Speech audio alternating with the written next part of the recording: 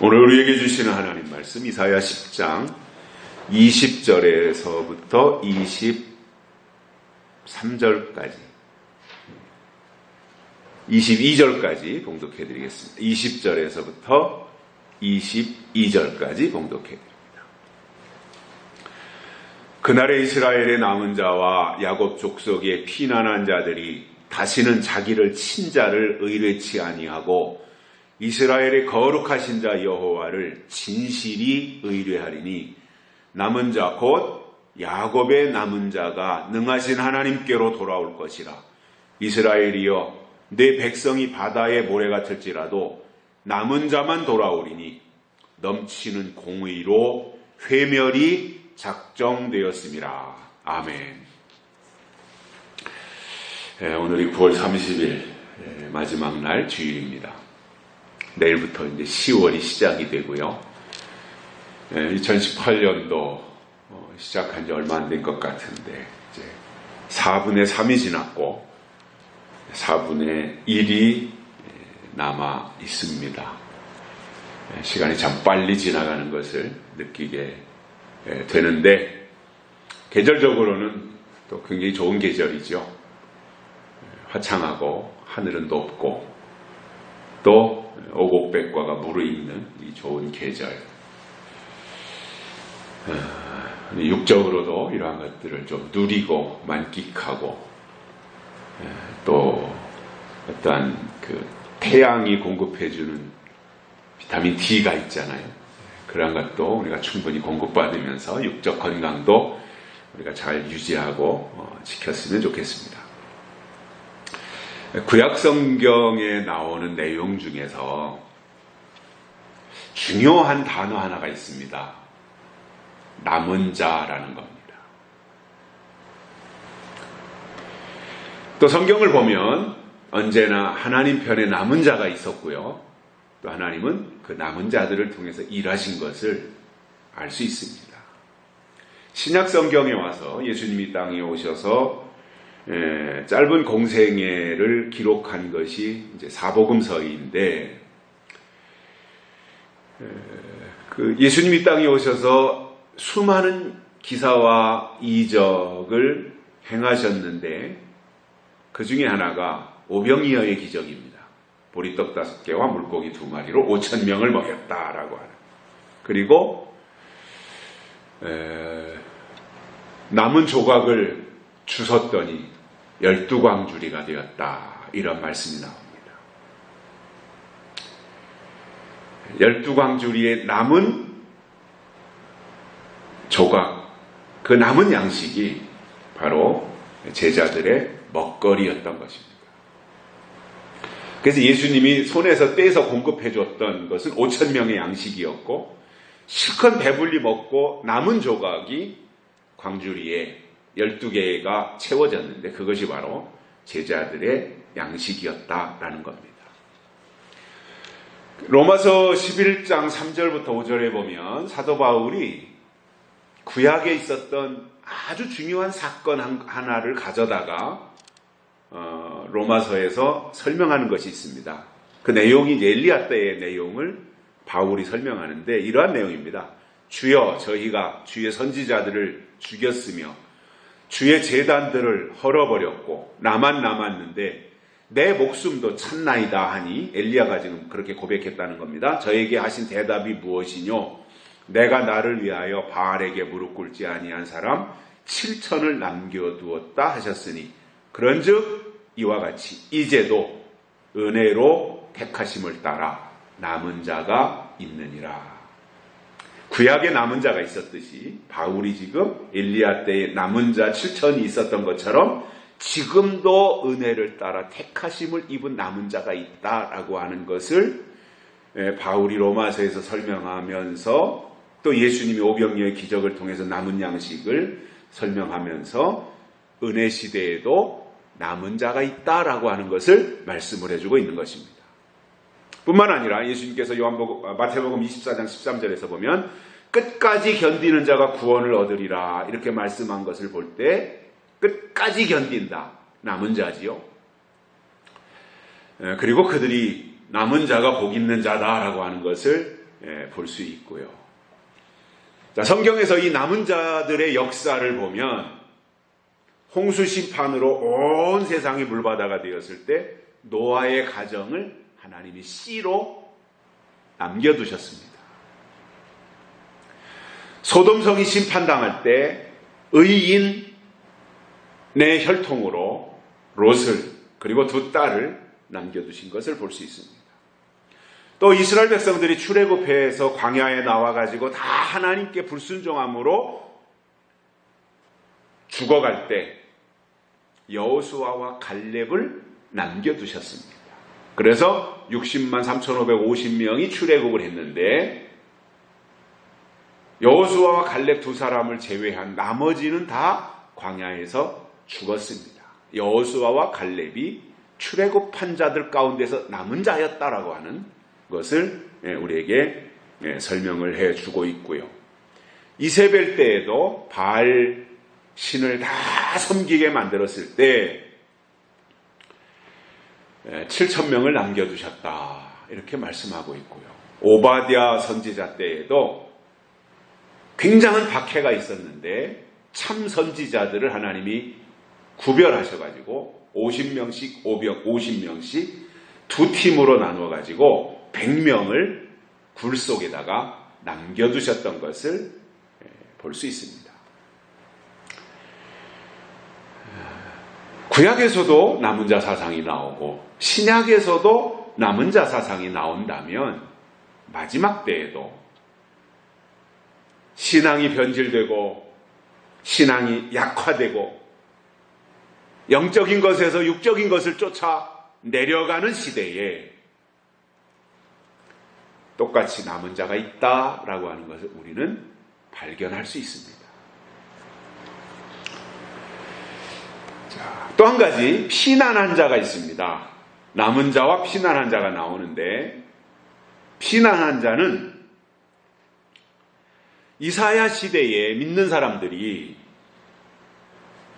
자신의 신앙을 지키기 위해서 신앙의 어떤 정절, 신앙의 절개 이러한 것을 견고하게 지키기 위해서 피난해야 되는 일이 있었다 이겁니다. 왜냐? 그 공동체에 같이 섞여 있어가지고는 감염이 되는 거예요. 신앙적 오염이 되는 거예요. 신앙적 전염병이 번지는 거예요. 그러니까 길은 뭐예요? 탈출하는 거예요. 거기서 벗어나는 거예요.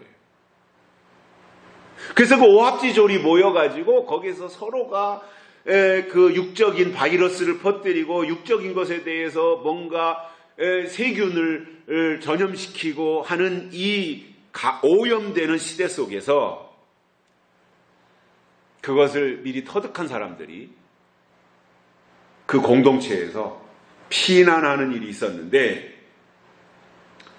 여기서 이 피난이라고 하는 것은 현실에 젖어서 타협하거나 동조하는 것이 아니라 자신들의 신앙을 하나님 앞에서 지키기 위해 변질되어 가고 오염되어 가고 감염되어 가는 그들로부터 벗어나게 되는 것을 피난이라고 하는 것으로 설명하고 있다는 것입니다. 그래서 아브라함의 조카였던 롯은 소돔과 고모라에 살고 있었는데 죄악의 관영에서 불심판을 예고했을 때 롯과 그의 가족들이 그 성을 떠나는 것이 바로 피난하는 것입니다. 왜냐? 거기에 있으면 같이 불심판을 당할 수밖에 없으니까요. 그런데 우리가 사실상 그렇잖아요. 사람이 관계 속에서 사는 거잖아요.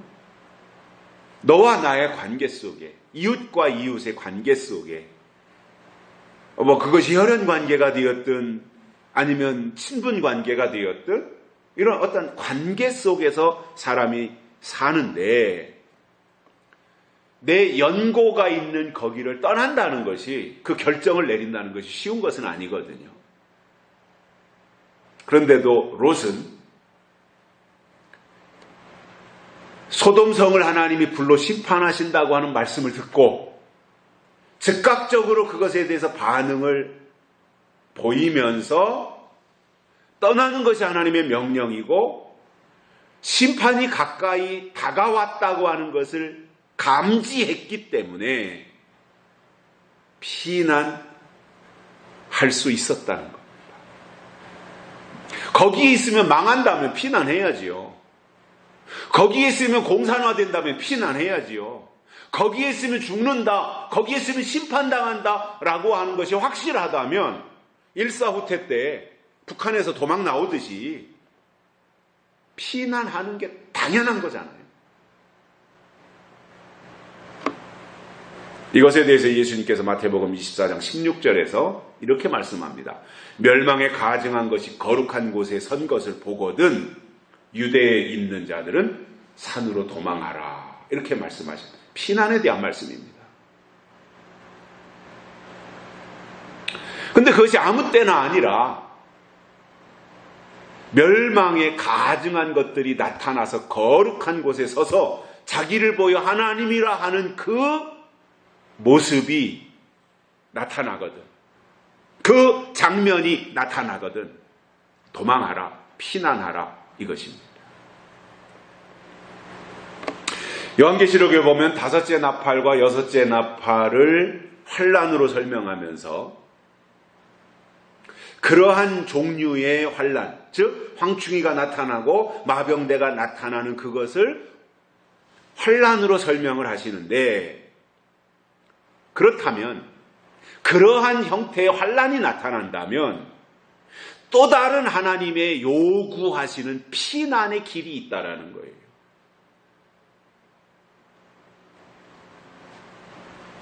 그래서 계시록 시대의 환란이 교회 환란이고 영적인 환란이기 때문에 피난도 육이 떠나는 피난이 아니라 영이 하나님께로 가는, 신령한 곳을 향해서 가는 그것을 피난으로 말씀하고 있습니다. 그래서 신앙에 있어서 때를 아는 것이 가장 중요하다고 봅니다.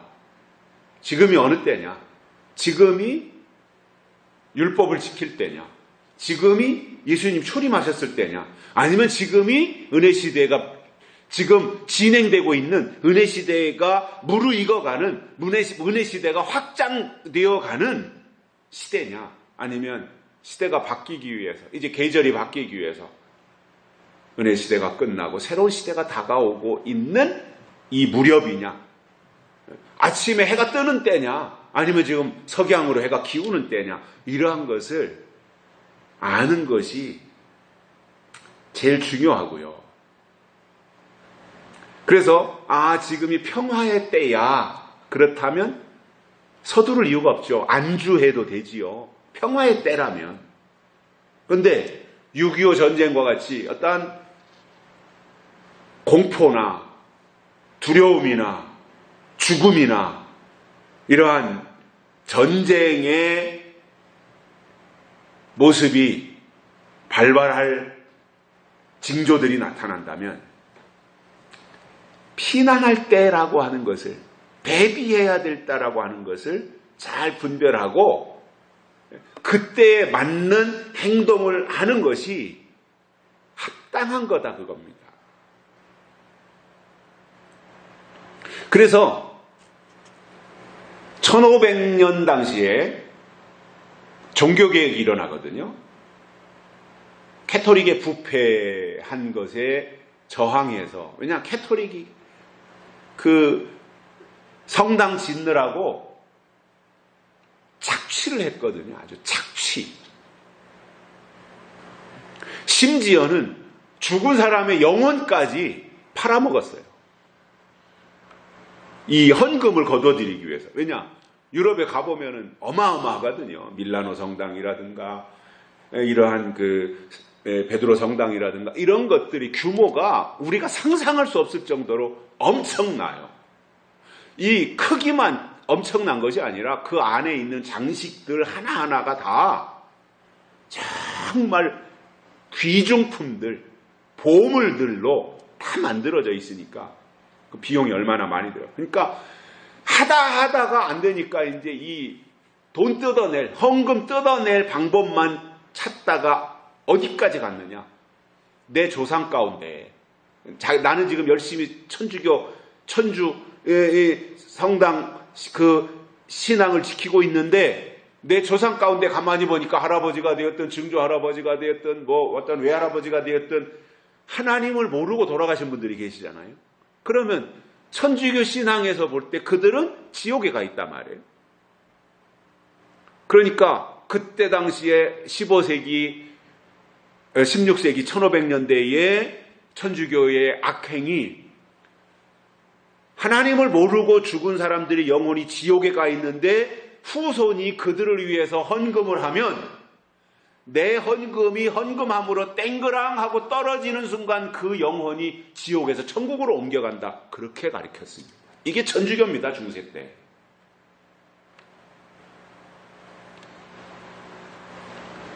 이것은 우리 기독교의 내 믿음으로 구원받는다고 하는 교리와는 전혀 다른 거예요. 우리는 내가 지금 하나님을 믿어야 내가 믿은 그 믿음으로 구원받는 거잖아요. 내 믿음으로 천국 가는 거잖아요. 아니 후손이 헌금을 했다고 지옥에 간 영혼이 어떻게 천국으로 갈 수 있냐는 거예요. 그런데 중세 때는 얼마나 교황권이 컸고 신부의 권한이 컸고 이 천주교 교리가 그렇게 강했고 교권이 그렇게 득세를 했던 겁니다. 그런 것들이 다 먹혀 들어갔어요.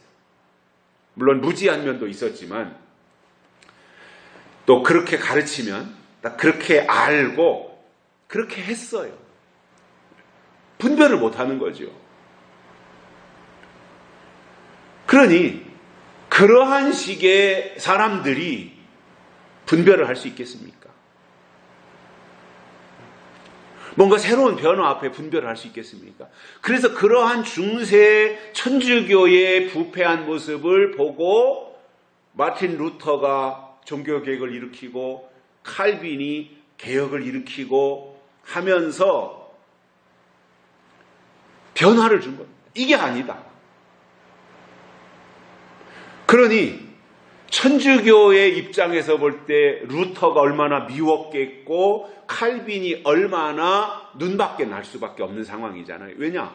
그들이 가르치는 교리에 정식으로 반발을 했던 사람들이거든요. 루터도 신부였는데. 그래서 천주교 입장에서 루터를 따르던 사람들에게 이름을 붙여줬어요. 그게 프로테스탄트라는 말이에요. 그래서 우리 기독교를 말할 때 프로테스탄트 이렇게 말하는데 사실은 그것은 우리가 우리를 프로테스탄트라고 하면 잘못된 거예요. 왜냐? 프로테스탄트, 반항자라는 거거든요. 그건 천주교에서 보니까 반항하는 거예요. 천주교가 하는 일에. 그래서 붙여준 이름이에요. 우리나라가 일본 사람들한테 쪽발이 하잖아요. 쪽발이 옛날에 쪽발이 했단 말이에요. 그런데 일본 사람들은 자기들을 향해서 쪽발이라고 안 하잖아요. 그런 거예요. 프로테스탄트라고 하는 것이 천주교에서 우리를 기독교 그때 당시에 개혁자들을 볼 때 프로테스탄트라고 했지만 그러나 루터나 그 당시에 어떤 그 개혁자들은 그것을 정당한 믿음이라 그랬고 개혁이라 그랬고 그래서 이 개혁주의라고 하는 것을 내세우면서 새로운 변화를 시도하고 나갔던 것을 볼 수 있습니다. 그러니 이게 그 당시에 지금은 우리가 그렇게 해서 개혁이 일어났구나 하는데 그때 당시엔 얼마나 어려운 일이었겠습니까? 목숨 내놓고 한 일이었지 않겠어요?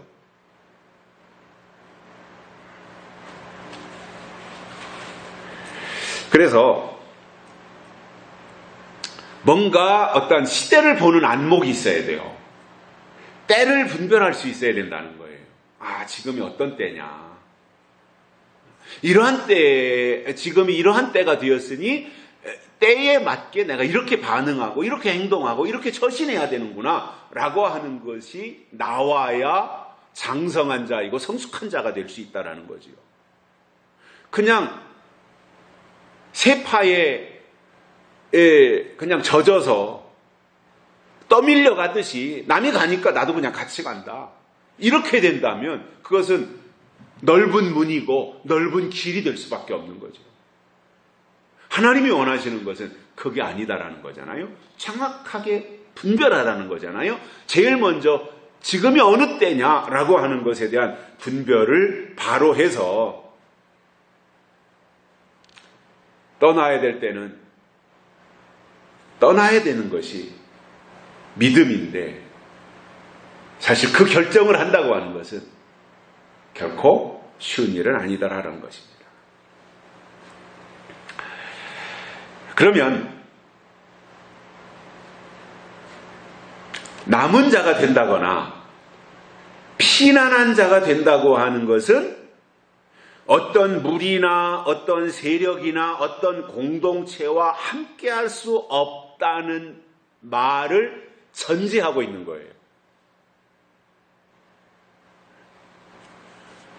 그런데 이때 뜻이 다르다라면, 추구하는 것이 다르다면, 이상이나 이념이, 가치관이 다르다면 당연히 갈등과 마찰이 생기는 거예요. 이 사람하고 이 사람하고 두 사람이 있는데 두 사람이 서로 가치관이 달라요. 이념이 달라요. 그러면 둘이 만나면 늘 충돌하고 부딪히고 갈등과 마찰이 생길 수밖에 없는 것처럼 신앙의 관계도 보면 추구하는 것이 전혀 다르다면, 어떤 가치가 다르면 부딪힐 수밖에 없는 거예요. 마치 롯과 롯의 아내처럼 신앙관이 다르다면 다툼이 일어나는 거예요. 같이 가지 못하는 거죠. 그런데 이것이 피 한 방울 섞이지 않은 남이라면 갈등하거나 고민할 이유가 없어요. 그 사람이 이 길로 가든 저 길로 가든 나하고는 아무 상관이 없는 거잖아요. 아무런 관련이 없으니까. 그런데 포기할 수 없는 가족인데 추구하는 게 다르다라고 할 때는 상황이 달라지는 거거든요. 그래서 이런 부분에 대해서 제가 이렇게 생각하면서 정리하게 되는 것이 이런 거예요. 노선을 일치시키는 게 중요하다. 노선을 일치시키고 가는 길이 같아야 된다. 방향이 같아야 된다. 아니면 지금 당장 그것이 아니라면 여리고성에 있었던 라합이라고 하는 기생이 있지 않습니까? 그때 기생은 지금 우리가 말하는 식의 기생하고는 좀 차원이 다른데, 그 라합처럼 영향력을 키우는 거예요. 자기의 영향력을 키우는 거예요. 그래서 그 두 정탐꾼이 여리고성에 왔을 때 라합이 만나서 두 정탐꾼과 약속을 하지요. 라합은 두 정탐꾼을 끝까지 돌봐주고 그들을 숨겨주고, 바알의 여리고의 군대가 두 정탐꾼이 정탐하러 온 것을 알고 찾으러 와서 라합의 집까지 왔을 때 라합은 그 두 정탐꾼을 숨겨까지 줍니다. 그리고는 두 정탐꾼이 다시 이제 돌아갈 때 라합이 약속을 체결해요. 히브리 민족, 하나님 섬기는 당신의 민족이 여리고성을 쳐들어올 때 나와 내 집을 살려줘라. 그러니까 두 정탐꾼이 약속을 합니다. 그렇게 하마 대신 우리가 어디가 어딘지 모르니까 창문에다가 빨간 리본을 달아라.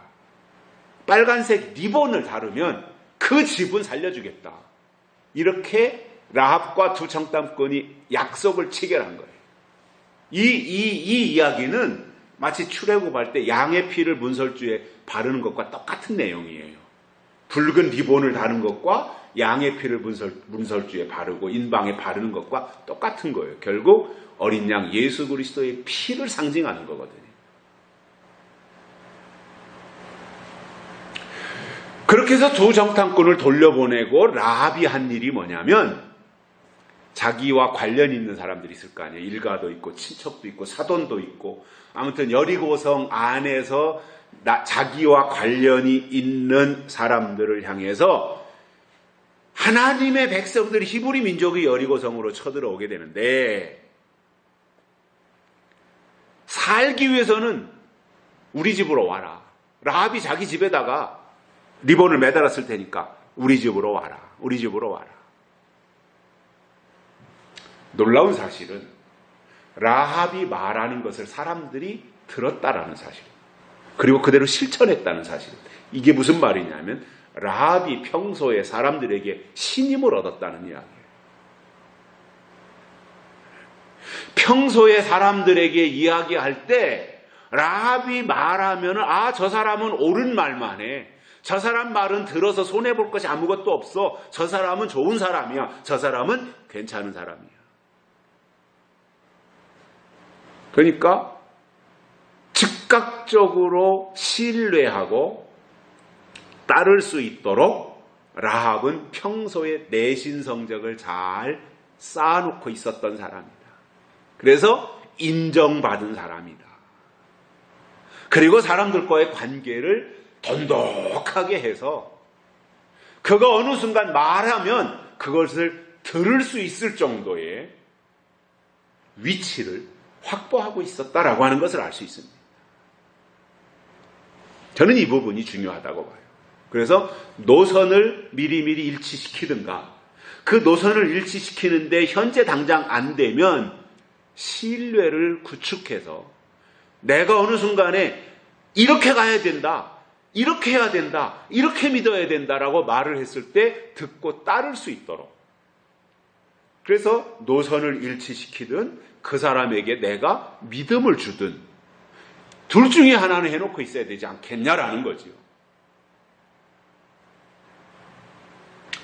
자, 지나오면서 저는 다양한 사람들을 많이 만났습니다.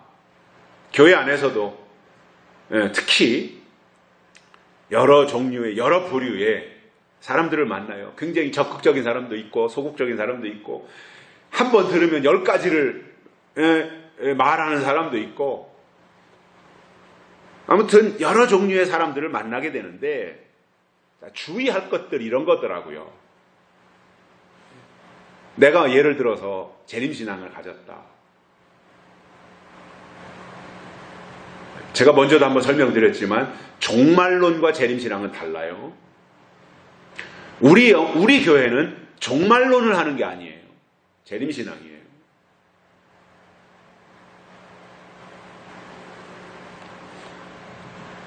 자, 내가 재림신앙을 가지고 있다. 나는 이런 교회 다닌다. 그렇게 말을 하고, 또 주일날이 되면 성경책을 들고 그 교회로 찾아가서 예배드리고, 그것을 사람들이 알고 아무개는 어느 교회 다닌다. 거기는 예를 든다면 재림신앙을 강조하는 교회라더라. 그런데 그 사람이 주변 사람들한테 전혀 인정을 받지 못하고 있다면, 사소한 것 가지고 동네 사람들하고 다투기나 하고, 약속을 안 지키고 뻥이나 까고, 이런 식으로 행동을 하면서 내가 가지고 있는 신앙은 재림신앙이야 이렇게 말할 때 그게 먹히겠냐라는 거죠. 제가 지금도 잊어버릴 수 없는 것이 있습니다. 아마 군대 가기 전 무렵이니까 아마 20살이나 21살 아니면 22살, 제가 4월 달에 군대 갔으니까 22살 초, 아버지 생신이 음력으로 11월 30일이잖아요. 그러니까 어떤 때는 12월도 되고 어떤 때는 1월 초도 되고 그래요.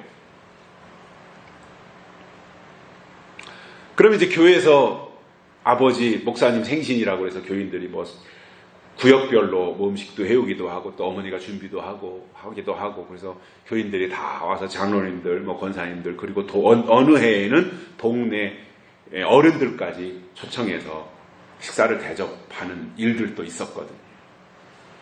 근데 그때 제가 한 가지 장면을 보고 제 기억 속에서 아직도 지워지지 않는 사건이 하나 있어요. 뭐냐? 여러 사람들이 모여서 백몇십 명이 음식을 잘 차려서 잔치를 하고 나면 구정물통에 구정물이 많잖아요. 그거를 우리 교회 중직이라고 하는 분이 그거를 가져가겠다고 딴 사람들과 붙잡고 싸우고 있는 거예요. 구정물 가져가겠다고. 돼지 주려고.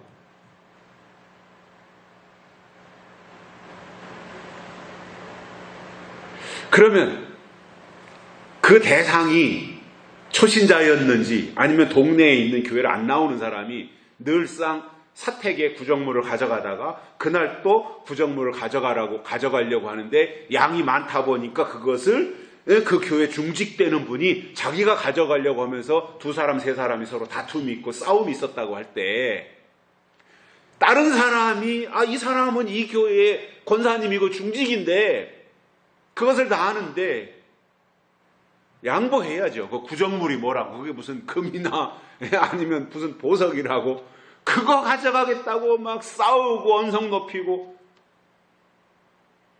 그러면 다른 사람들이 볼 때 그 교회 별스럽지도 않구먼 이렇게 되는 거 아니겠어요? 그 사람 보니까 그 교회 별스럽지도 않구먼 그렇게 행동을 한 결과가 사람들에게 알려지고 난 이후에 구정물을 가져가겠다고 싸웠던 그 중직이 다른 데 가서 우리 교회는 좋은 교회야. 우리 교회에 나와. 그랬을 때 상대방이 어떻게 생각하겠냐는 거예요.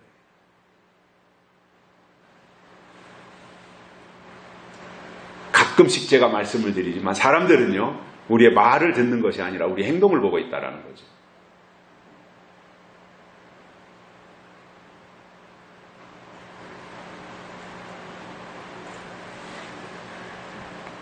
그래서 이러한 제가 지금 말씀드린 이러한 부분들이 갖춰지지 않은 상태로 아무리 우리 교회가 좋은 교회고 재림신앙이 진짜 마지막 때 신앙이라고 말을 할지라도 그 말을 아무도 듣지 않는다는 겁니다.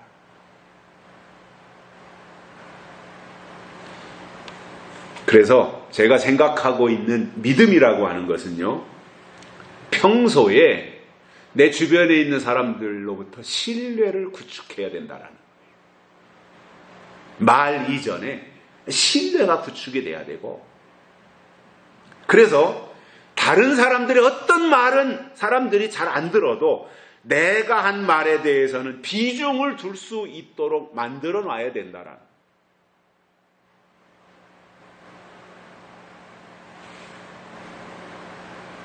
한 번은 제가 서울에 있을 때 어느 집사님이 우리 교회 나온 지 얼마 안 됐는데 열심히 하셨어요. 굉장히 열심히 하셨어요.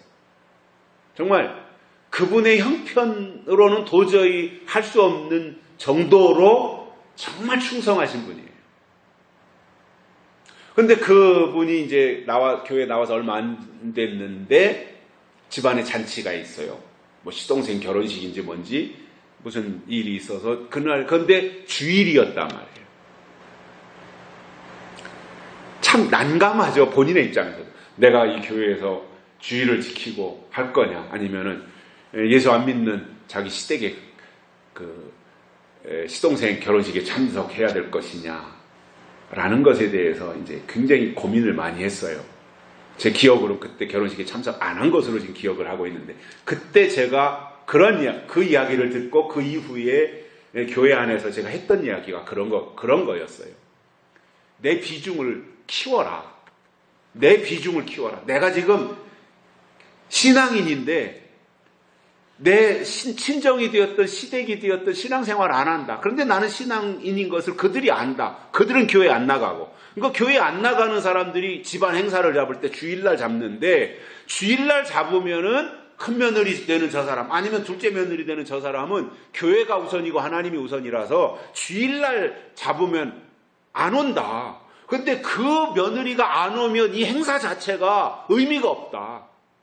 그러니 그 며느리가 참석할 수 있도록 그 며느리의 신앙도 중요하고 우리 집안에서도 그 며느리가 있어야 우리 집안 분위기가 사니, 주일날 하지 말고 토요일날로 하자. 이렇게 집안이 될 수 있도록 그 역할을 해야 된다. 그래서 내 위치가 집안에서도 중요하게 만들어 놓아야 집안에서도 내가 믿는 하나님을 인정하고 주의를 피해서 중요한 집안 행사의 날짜도 정하도록 그렇게 만들어 놔야 된다라는 이야기를 했었습니다.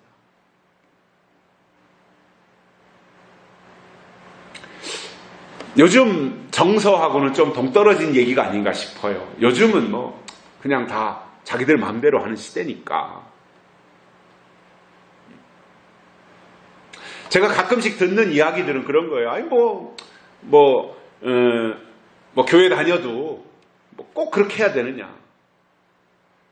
유별나게 그렇게 해야 되느냐? 남들은 안 그러는데 이런 식의 이야기를 우리가 이렇게 뭔가 거절할 것을 거절하고 동참하는 자리에서 내가 또 제재해야 될 부분들이 있다면 제재하고 이러다 보면 당연하게 듣는 소리가 그런 소리들이거든. 아니 남은 안 그러는데 왜 너만 유독 그러냐. 남도 다른 사람도 교회 다닌다고 하고 신앙인이라고 하는데 딴 사람들은 안 그러는데 너만 왜 유독 그러냐. 이런 식의 이야기를 듣는다면 저는 그것은 그만큼 대신관계를 잘 유지하고 있는 사람이다라고 보고, 한 걸음 더 나아가서 그 사람들이 이 사람은 신앙 때문에 이렇게 하는 사람이니 우리가 그 사람에게 맞춰주자라고 하는 데까지 갈 수 있다면 성공한 거라고 보거든요. 굉장한 노력이 필요하죠. 내 위치를 높여야 되고 또 사람들에게 내가 영향력 있는 사람으로 보여야 되고 평소에 그렇게 그 사람들이 나를 소중한 사람으로 여기기 위해서 내가 때로는 평상시에 베풀어야 될 것들을 많이 베풀어서 점수를 많이 확보해 놓아야 되고, 그래야 내 말이 영향력이 생긴다라는 것.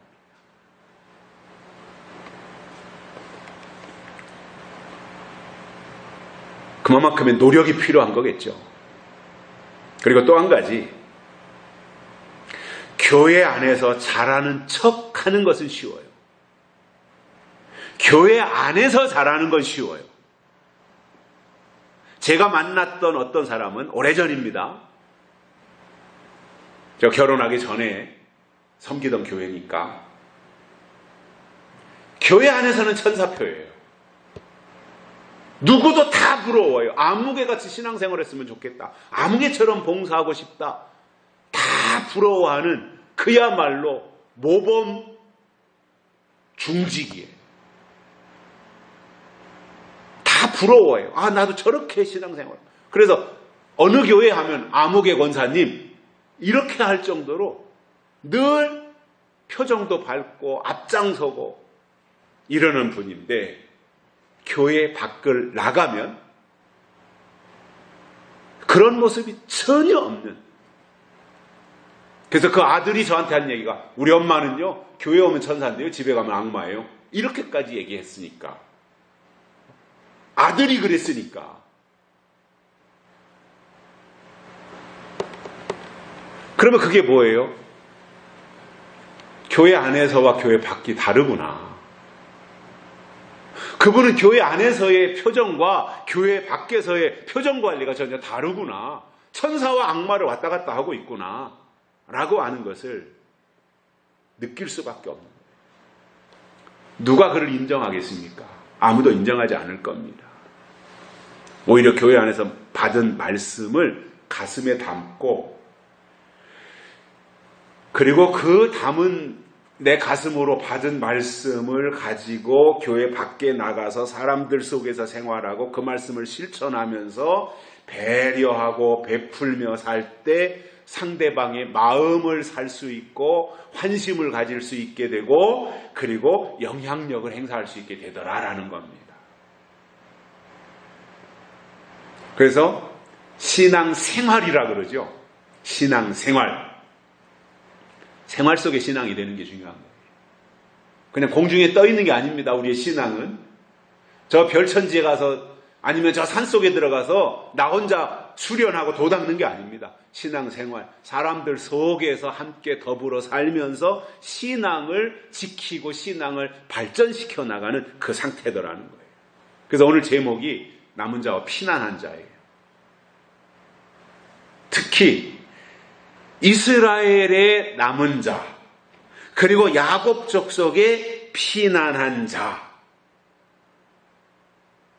구분을 짓는다면 구분이 되지만 남은 자와 피난한 자를 저는 같은 의미로 보면서 이 남은 자들의 특징이 뭐 있다. 특징이 본문에 나오는데 특징을 저는 두 가지만 간단하게 설명을 할게요. 첫째로는 남은 자는 거룩한 자를 의뢰한다 이렇게 되어 있습니다. 거룩한 자를 의뢰한다. 여기서 거룩한 자는 하나님이에요. 남은 자들은 하나님을 전적으로 의뢰한다는 거예요. 그래서 하나님이 주시는 믿음이라고 하는 것은 그만큼 하나님을 의뢰하는 거예요. 믿음이 뭐예요? 하나님을 의뢰하는 거예요. 하나님을 의지하는 거예요. 하나님을 신뢰하는 거예요.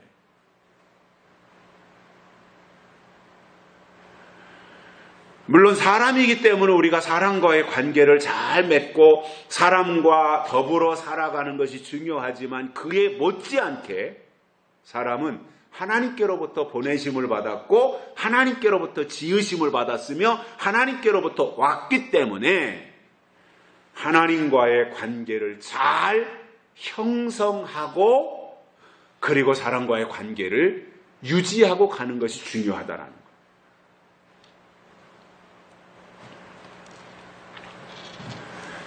그런 의미에서 믿음은 하나님에 대한 전적 의뢰입니다.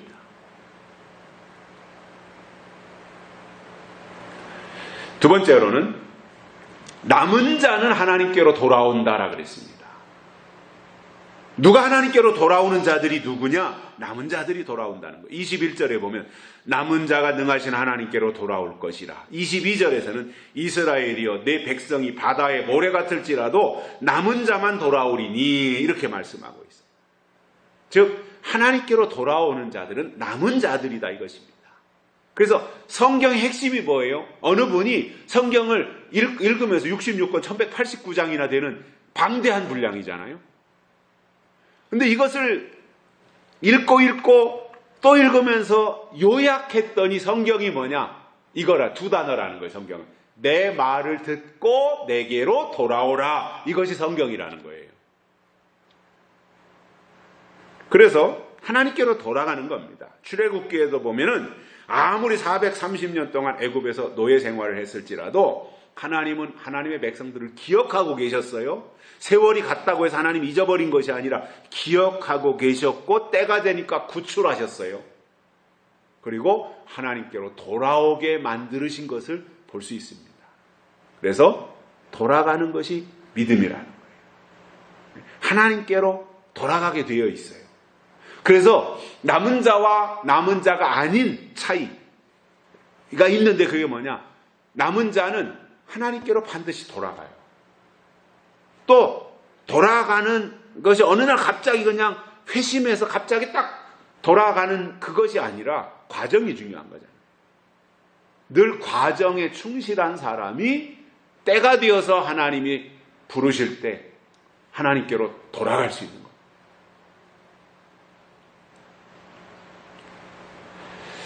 이 남은 자들에 대해서 우리가 남은 자에 대한 말씀을 듣고 있으니까 구체적으로 좀 알아야 될 것들이 있는데 남은 자에 대해서 세 가지를 설명을 드리면 남은 자가 무엇인지의 그 남은 자라고 하는 뜻이 무엇이냐를 정확하게 알고 있어야 됩니다. 남은 자는 이스라엘의 남은 자다 이거예요. 구약에서는 민족적 이스라엘이에요. 신약에 와서는 교회가 이스라엘이에요. 그들 가운데서 남은 자예요. 특히 남았다라고 할 때, 뭐 음식을 먹고 남았다라고 할 때는 그것이 찌끄러기라고 하는 의미가 되지만 여기에서 남은 자라고 하는 것은 하나님 편에 남아있다라는 겁니다. 소속이 하나님으로 남아있다라는 겁니다. 또 피난한 자는 야곱 족속에서 나오는데 야곱 족속은 은혜신앙이에요.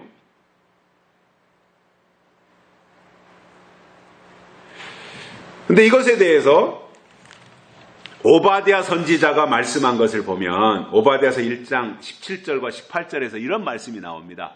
오직 시온산에서 피할 자가 있으리니 그 산이 거룩할 것이요 야곱 족속은 자기 기업을 누릴 것이며 야곱 족속은 불이 될 것이요 요셉 족속은 불꽃이 될 것이며 에서 족속은 초계가 될 것이라 그들이 그의 위에 붙어서 그를 살을 것인즉 에서 족속에서 남은 자가 없으리니 이는 여호와께서 말씀하셨음이니라. 에서 족속에서는 남은 자가 없다라는 거예요.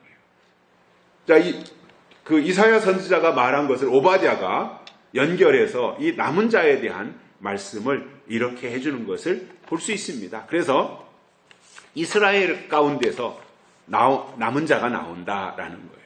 그래서 남은 자가 구원을 받고요. 또 그 남은 자들이 결국은 나중에 가서 심판을 행하는 일까지 하는데 오바댜서 1장 21절에 보면 구원자들이 시온산에 올라와서 에서의 산을 심판하리니 나라가 여호와께 속하리라 이렇게 말씀했어요. 구원자들이 남은 자들이 시온산에 올라와서 에서의 산을 심판한다. 심판하는 일까지 한다라는 것입니다. 그래서 여기서 남은 자라고 하는 것은 이사야서 6장에 보면 그루터기예요. 밤나무 상수리나무가 배임을 당할지라도 그루터기는 남아있는 것 같이 거룩한 씨가 이 땅에 그루터기니라 이렇게 말씀하고 있어요. 그래서 거룩한 씨, 그루터기, 남은 자 같은 의미예요. 이것을 더 축소하면 거룩한 씨가 남은 자인데 베드로전서 1장 23절 말씀에 보면은 너희가 거듭난 것이 썩어질 씨로 된 것이 아니요 썩지 아니할 씨로 된 것이니 하나님의 살아있고 항상 있는 말씀으로 되었느니라 이렇게 강조하고 있습니다. 여기서 거룩한 씨는 말씀의 씨를 말하고요.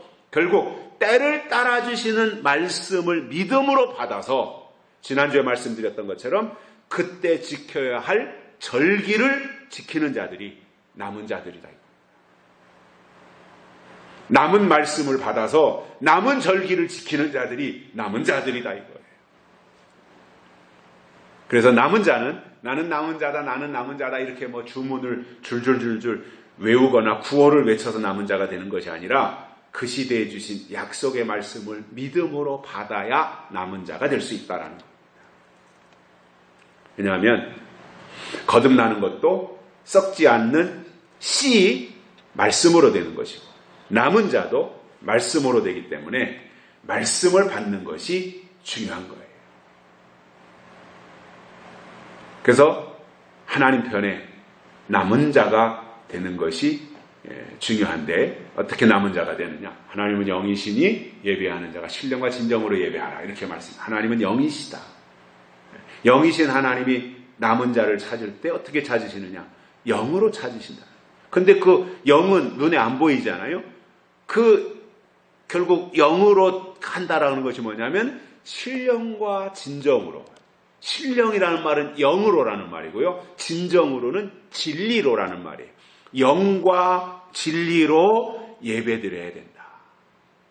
이것이 하나님께 드려지는 것이고 남은 자들은 그렇게 영과 진리로 예배드린다는 것이고 이것에 대해서 로마서 12장 1절 2절에서도 보면은 그러므로 형제들아 내가 하나님의 모든 자비하심으로 너희를 권하노니 너희 몸을 하나님이 기뻐하시는 거룩한 산제물로 드릴 이는 너희의 드릴 영적 예배니라. 그러면 너는 이 세대를 본받지 말고 오직 마음을 새롭게 함으로 변화를 받아 하나님의 선하시고 기뻐하시고 온전하신 뜻이 무엇인지 분별하도록 하라. 이렇게 말씀하고 있는 것을 볼 수 있고요. 두 번째로 어떻게 거듭 남은 자가 될 수 있냐는 거예요. 어떻게 남은 자가 되는가.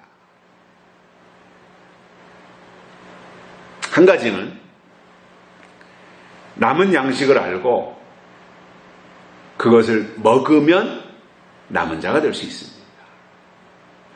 그래서 무엇을 먹느냐는 중요해요. 그러나 여기에 어려움이 있는 것이 뭐냐면 남은 양식은 단단한 식물이고 요한계시록에 해당하기 때문에 그 양식을 먹을 줄 알아야 돼요. 근데 먹을 줄 안다라고 하는 것은 성숙해야 된다라는 말입니다. 어린아이는 단단한 것을 먹을 수 없어요. 이빨도 없고 소화기관도 약하기 때문에. 근데 장성하면 이빨도 튼튼하고 소화기관도 튼튼하고 오장육부가 다 건강하기 때문에 다 먹고 소화시킬 수 있는 그 상태까지 가는 거거든요. 또 한 가지는 남은 자는 사람의 미혹을 받지 않아야 됩니다. 거기까지 가야 되는 거예요. 마지막 때 가장 중요한 문제에 대해서 예수님이 마태복음 24장에서 사람의 미혹을 주의하라 이렇게 말씀하시면서 미혹당하지 않아야 영생에 들어간다라는 것입니다. 그래서 이 미혹이라고 하는 것은 바코드도 아니고 베리칩도 아닙니다. 사람이라는 거예요. 사람의 미혹이라는 거예요. 그래서 잘 분별해야 되는데 문제는 미혹자가 마지막 때 교회 안에서 나온다라는 겁니다. 그러니까 그 부분에 대해서 정확한 자료를 가지고 분석하고 분별할 수 있는 능력을 키워야 되겠죠. 마지막 세 번째로 남은 자의 결과가 있습니다. 남은 자를 하나님 어떻게 하시는가? 가장 중요한 것은 다섯째 나팔에 나타날 황충이의 피해를 받지 않게 해주시겠다 그랬어요. 남은 자는 황충이의 피해를 당하지 않습니다. 그러면 황충이라고 하는 것은 예수님 재림 직전에 나타나는 우리가 흔히 표현하는 7년 대환란 중에서 첫 번째 환란, 전 3년 반에 해당하는 환란인데 황충이의 피해를 받지 않으려면 남은 자가 돼야 되고 남은 자가 되면 황충이의 피해를 면하게 된다라는 겁니다. 그래서 여기에 필요한 것이 이마에 하나님의 인치심을 받는 겁니다. 왜냐? 황충이에 대해서 말씀하면서 계시록 9장 4절에서 푸른 것이나 각종 수목 해하지 말고 이마에 하나님의 인 맞지 아니한 자들만 해하라고 했으니까 인 맞은 자들은 해하지 못한다 이겁니다. 자, 그러면 인이라고 하는 것은 구약에서는 할례, 신약에서는 세례, 마지막 때는 하나님의 인인데 오늘 우리에게 필요한 것은 할례 시대도 아니고 지금 이 시대는 하나님의 인 치시는 시대이기 때문에 하나님의 인을 맞으면 스룹바벨의 그 자세가 그러한 마음이 그러한 역사들이 그에게 임해서 그 일을 이루게 된다. 이게 바로 증거입니다. 증거. 말이 중요한 것이 아니라 그 말을 증명할 수 있는 증거가 있어야 되는 거잖아요. 증거가 중요한 거잖아요.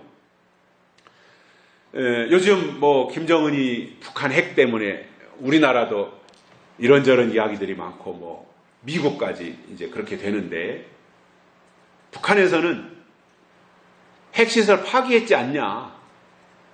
우리 핵 폐기하겠다. 이렇게 말하면서 왜 안 믿냐. 우리가 다 폐기하겠다고 하는데 그리고 핵시설 폐기도 했지 않냐. 믿어달라. 이것이 북한 김정은이의 얘기고 그 말을 받아서 나팔을 불고 있는 것이 우리나라의 청와대잖아요. 믿어주자. 폐기한다 그랬으면 폐기하지 않겠냐. 한번 그들의 진심을 믿어주자라고 하는 것이 우리나라의 청와대예요. 그런데 미국이나 유엔은 뭐예요? 검증하자 이거예요. 검증하자. 너들 영변 핵시설 폭파할 때 기자들 몇 명 불러다 놓고 했지 전문가 불렀냐? 아니지 않냐는 거예요. 그러니까 이제 너희가 영변 핵을 폭파하든 무슨 뭘 어떻게 하든 핵시설을 하는 데 있어서 핵 폐기하는 데서 제일 중요한 것이 뭐예요? 검증하자라는 거예요.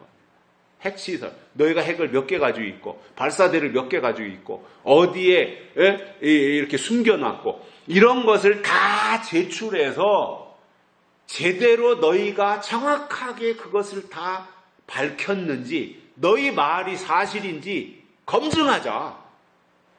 이게 유엔과 미국의 태도인 거예요. 근데 북한이나 우리 청와대는 아니라는 거예요. 그럴 필요가 없다는 거예요. 말 믿어주자는 거예요. 어떻게 믿어요? 지금까지 말해놓고 한 번도 안 지킨 게 북한 김정은이 괴뢰 도당인데 그 말을 어떻게 믿어요?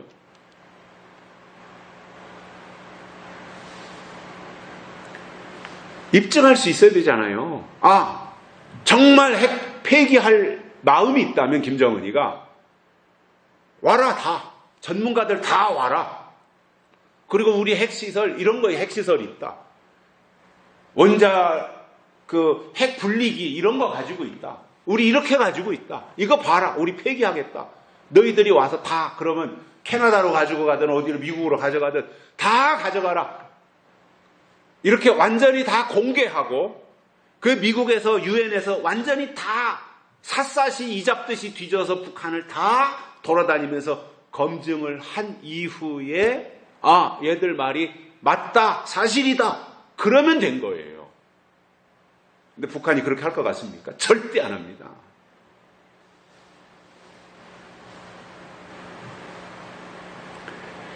결론으로 하나님의 인치심을 받는 것이 피난처로 피난하는 거예요. 그리고 인 맞는 신앙이 남은 자의 신앙이에요. 그리고 진짜 하나님의 인을 맞았다면 증거가 있어요. 더 차분해져요. 더 확실해져요. 더 분명해져요. 더 철저해져요. 더 좋아져요. 그리고 더 진지해지는 거예요. 왜냐? 중요하기 때문에.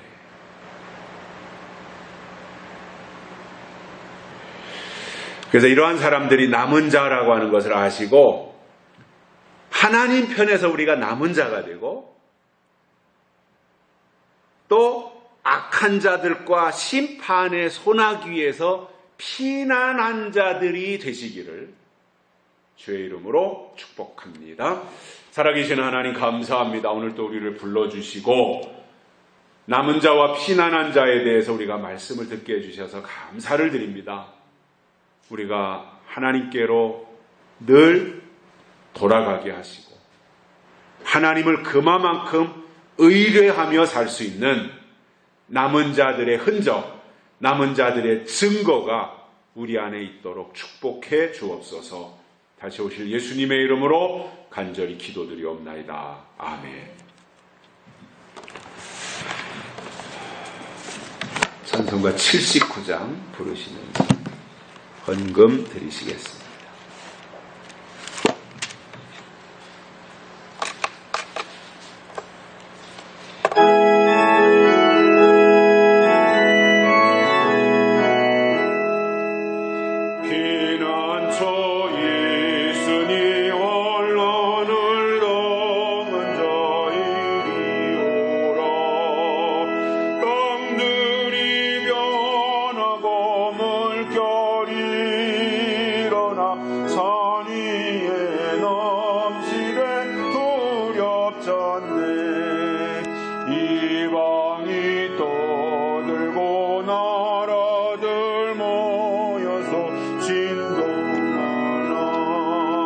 우리 주 목소리